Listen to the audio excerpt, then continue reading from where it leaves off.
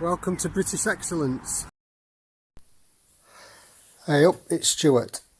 Now this is a treat for you, and in fact it's actually a treat for me. These are based at Aviation Park in North Wales, and they give us access to film as long as we don't touch, they said. Amazing. So these are MiG fighters depicted in the Top Gun movies, although interesting fun fact, they weren't actually MiGs in the movies, they were painted up to look like them.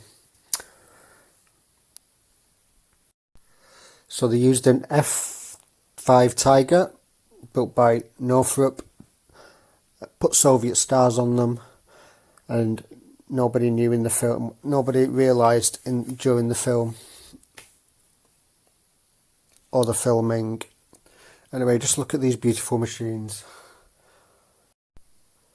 Now for the eagle-eyed of you out there, I am well aware this is not a British machine, this is a Russian excellence, but this story, or the story of this plane, is a not to give up story, because their earlier propeller-driven planes were a total bag of nuts apparently, not very good at all, but they never gave up and they built these jet fighters that eventually became the best in the world.